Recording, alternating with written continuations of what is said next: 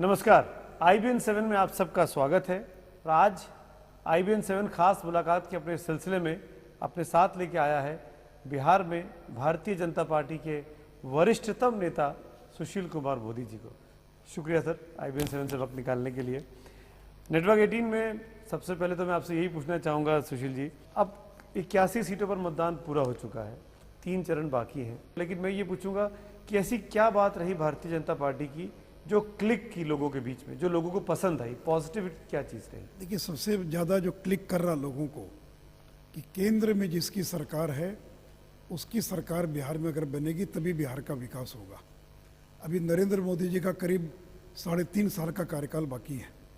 उन्होंने बिहार को 1,65,000 करोड़ का पैकेज दिया है और आज तक बिहार और केंद्र एक दूसरे के खिलाफ लड़ते रहे। तो हम लोगों से यही करें कि अब बिहार को केंद्र से लड़ने वाली सरकार नहीं चाहिए, केंद्र के साथ कदम से कदम मिलाकर चलने वाली सरकार चाहिए जी।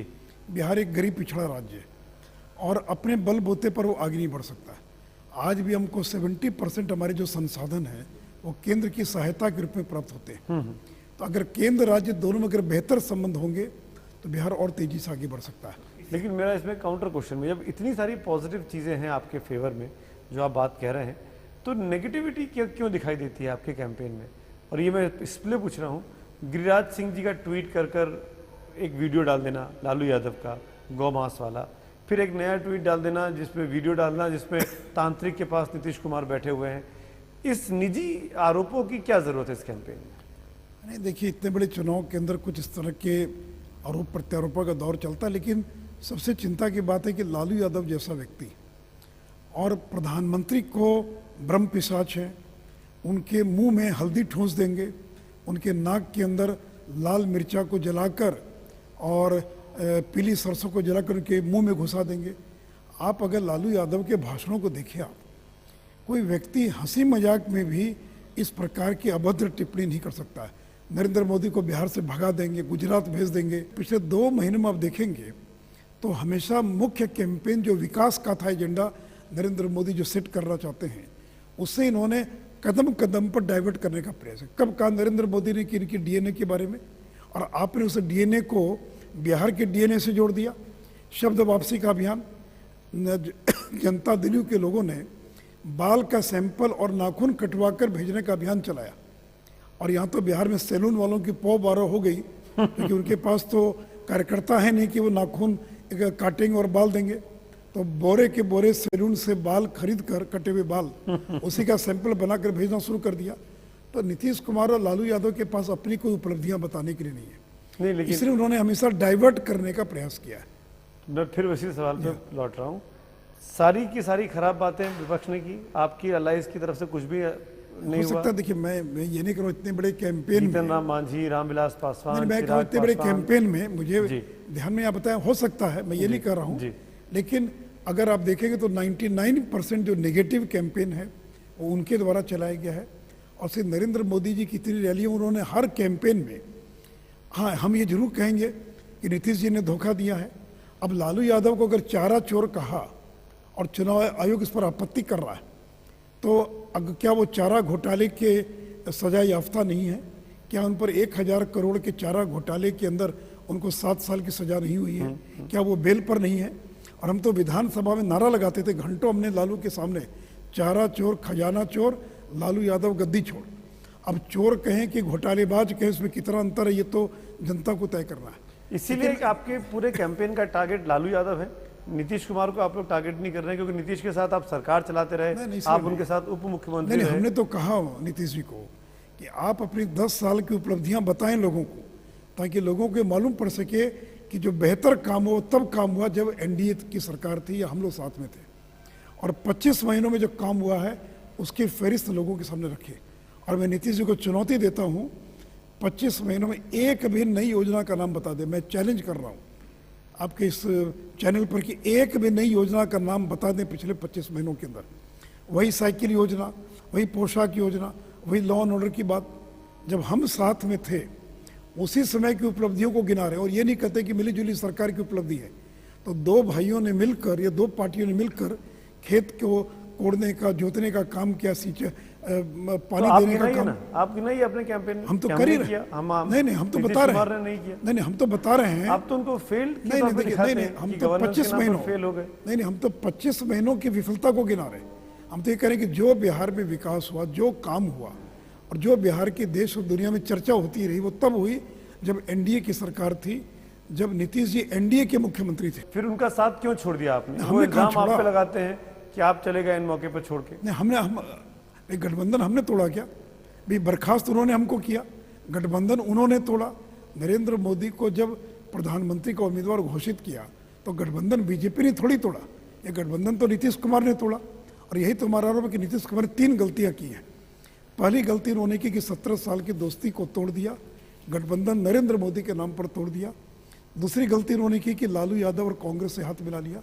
और तीसरी गलती उन्होंने की कि श्री जीतन राम मांझी को अपमानित कर मुख्यमंत्री के पद से हटाकर और स्वयं दोबारा मुख्यमंत्री बन गए। इन 3 गलतियों का परिणाम ये हुआ है कि बिहार आज राजनीतिक अस्थिरता के दलदल में फंस गया। जी, जिस सरकार को लोगों ने प्रचंड बहुमत दिया था, आज वो अल्पमत की सरकार में बदल गया। और आज बिहार के विकास की चर्चा नहीं हो रही है, बिहार के जंगल राज की चर्चा हो रही है। आज बिहार के अंदर कोई पॉजिटिव काम हो उसकी चर्चा नहीं हो रही। 25 महीनों में एक उद्योग बिहार में नहीं लगा। आने वाले विदेशी पर्यटकों की संख्या घट गई। अस्पतालों में पिछले 9 महीने से दवा की खरीद नहीं हुई है। 100 करोड़ का दवा घोटाला हो गया, ट्रांसफार्मर घोटाला हो गया, विकास दर बिहार की आधी हो गई। बिहार के किसानों का 1000 करोड़ रुपया धान की खरीद का आज भी बकाया है। आपने नीतीश कुमार के साथ 17 साल काम किया, आप उनके साथ कई सालों तक उप मुख्यमंत्री रहे। उनकी सबसे बड़ी खूबी क्या है और खामी क्या है आपके हिसाब से? देखिए, मैं चैनल के सामने इस तरह की किसी बात पर कोई टिप्पणी नहीं करना चाहूँगा। नहीं तो उसमें स्ट्रेटेजिकली देखा जाए तो कहाँ आप उनको घेर सकते हैं? मैं ये कह रहा हूँ कि बेहतर काम इसलिए कर पाए क्योंकि बीजेपी साथ में थी, प्रचंड बहुमत था। अगर नीतीश कुमार विकास पुरुष हैं तो बीजेपी से हटने के बाद बिहार में विकास क्यों नहीं कर पाए? तो केवल कैप्टन टीम को नहीं जिताता है। कैप्टन के साथ अगर बेहतर टीम नहीं हो तो क्या धोनी मैच को जिता सकता अकेले? क्या अगर उसके पास बेहतर टीम नहीं हो तो नीतीश कुमार के साथ सुशील मोदी, नंदकिशोर यादव, गिरिराज सिंह, अश्विनी चौबे जैसे कि बेहतर टीम थी, एक बेहतर तालमेल के साथ काम किया। फिजिक्स, केमिस्ट्री, बायोलॉजी हम लोग की मिलती थी, मिलजुल कर काम किया। लेकिन आज श्रेय लेने के लिए अकेले निकल गए वो। इसलिए मैंने कहा कि खेत को दोनों भाइयों ने मिलकर जोतने कोड़ने का काम किया, लेकिन जब फसल काटने का समय आया तो मजदूरी मांगने अकेले चले गए फसल काटने। तो बिहार की जनता ने इसको स्वीकार नहीं किया, कहा कि ये श्रेय अकेले आपका नहीं है। अगर बीजेपी नहीं साथ में होती तो बिहार के अंदर 7 वर्षों के अंदर जो भी कुछ काम हुआ है वो काम नहीं होता जो है। तो अगर इतना अच्छा काम कर रहे थे आप लोग, तो आपने क्यों नहीं उनको समझाने की कोशिश की? क्यों नहीं उनको साथ लाने की कोशिश की? देखिए, ये ईगो प्रॉब्लम था। उनको ये लगता क्या था, दिक्कत थी नरेंद्र मोदी जी के नाम से? उनको ये लगता था कि मैं भी रेल मंत्री था। नरेंद्र मोदी तो कभी केंद्र में सांसद भी नहीं थे, कभी केंद्र में मंत्री भी नहीं थे, और मैं पिछड़े राज्य का मुख्यमंत्री ये हूँ। सिर्फ उनकी अपनी निजी खुंदक थी या उनकी पार्टी की राय थी? नहीं, पार्टी की राय देखिए, वहाँ तो एक व्यक्ति की, ये कोई पार्टी थोड़ी है। लालू, नीतीश, मुलायम, ममता, ये तो एक आदमी की पार्टी। उनकी जो राय होगी वो पार्टी की राय होगी। नीतीश के साथ 100-125 MP MLA भी थे। जो भी एमएलए, तो वो एमएलए तो उन्हीं की बदौलत है ना। ये कोई बीजेपी जैसी पार्टी थोड़ी है या तो कांग्रेस उन्होंने जैसी। अपनी राय की वजह पूरी राय पार्टी पे थोप दी। आज उसी का परिणाम है कि जनता दल यू का आज भी आधे से ज्यादा कार्यकर्ता इस पक्ष में है कि नीतीश कुमार ने गठबंधन तोड़कर गलत किया। उनको गठबंधन नहीं तोड़ना चाहिए था। बिहार में एक अच्छी सरकार चल रही थी, बिहार की प्रशंसा हो रही थी, एक भली अच्छी खासी सरकार जो डिलीवर कर रही थी केवल अपने आम की पुष्टि, आम को तुष्ट करने के लिए। और कहीं ना कहीं एक प्रधानमंत्री बनने का सपना था। उनको लगता था कि फ्रैक्चर्ड मैंडेट आएगा और 20-22 भी सांसद में जिता कर ले गया, हो सकता है कि देवगढ़ जैसी स्थिति पैदा हो जाए जी। और इतने साल तक मैं रेल मंत्री रहा, बिहार का मुख्यमंत्री रहा, तो मैं प्रधानमंत्री बन सकता हूँ। लेकिन ये उनका निर्णय गलत था। देखिए, इस निर्णय का लाभ बीजेपी को मिला कि आज तो लोकसभा चुनाव में देखा हम लोगों ने। नहीं, मैं उसके बाद आगे से बात कर रहा हूँ। अच्छा, आज बिहार के अंदर बीजेपी वर्सेस ऑल हो गया। हम छोटे भाई की भूमिका में थे, आज हम बड़े भाई की भूमिका में आ गए। आज पहली बार बिहार में हो रहा है तो कि इसके लिए तो आपको नीतीश को शुक्रिया बोलना इसलिए चाहिए, लेकिन कि मैं उन्होंने आपको नीतीश बड़ा जी को बना दिया। नहीं, मैं नीतीश जी को शुक्रिया दे रहा हूँ लेकिन मैं कह रहा हूँ बिहार का नुकसान हो गया। हाँ।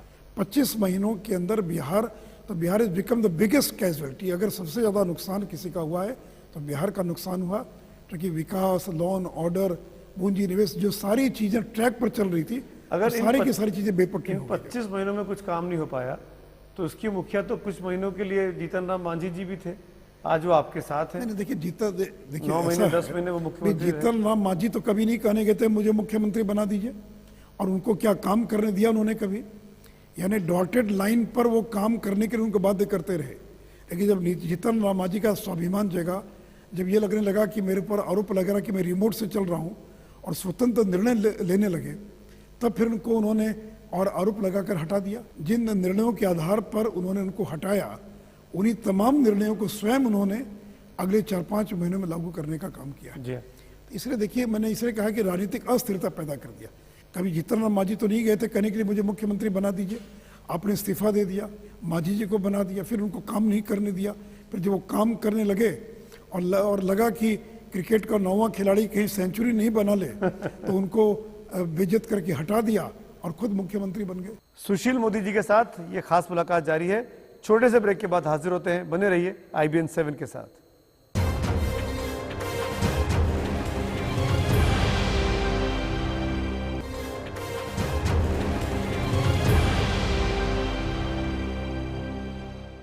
ब्रेक के बाद आपका स्वागत है। सुशील मोदी जी के साथ बातचीत के सिलसिले को आगे बढ़ाते हैं। आपको उनकी खूबियां खामियां पता हैं क्योंकि आप लोग इतने सालों तक साथ रहे। ऐसे नीतीश को भी पता है कि सुशील मोदी में क्या कमी है, क्या खामी है, बीजेपी की लीडरशिप को कहाँ परेशान किया जा सकता है। आपको लगता है कि बहुत अच्छे दोस्त के बाद दुश्मनी निभाना बहुत कठिन होता है? नहीं, मुझे तो देखिए, हम लोग तो पार्टी के वफादार आदमी हैं। 2 मिनट भी नहीं लगा विपक्ष की भूमिका का निर्वाह करने में। और जिस दिन गठबंधन टूटा तो लोगों के मन में शंका थी कि सुशील मोदी क्या करेंगे, नहीं करेंगे, लेकिन हम लोगों ने बंद का कॉल दिया और विपक्षी नेता की भूमिका का निर्वाह किया हम लोगों ने। तो जब साथ में रहे तो ईमानदारी से साथ दिया, और जब विपक्ष में आए, जब अलग हटे हम लोग, तो ईमानदारी से विपक्ष की भूमिका का निर्वाह किया। तो जहाँ भी रहेंगे ईमानदारी से काम करेंगे। 15 साल लालू से लड़े और फिर नीतीश जी के साथ रहे। 7 साल जिस तरह का हम लोगों ने साथ दिया है, नीतीश जी पूरी जिंदगी पछताएंगे कि उनको सुशील मोदी जैसा दोस्त, सुशील मोदी जैसा सहयोगी उनको इस जिंदगी में और दोबारा क्या उनको नहीं इतनी भी गुंजाइश है कि कभी एक हो सके, कभी दोबारा दोस्ती हो सके? कभी देखिए, ये गुंजाइश राजनीतिक खत्म तौर हो पर गई है। कि गुंजाइश बिल्कुल खत्म हो जो गई है। गुंजाइश खत्म हो गई है, जो रास्ता उन्होंने पकड़ लिया।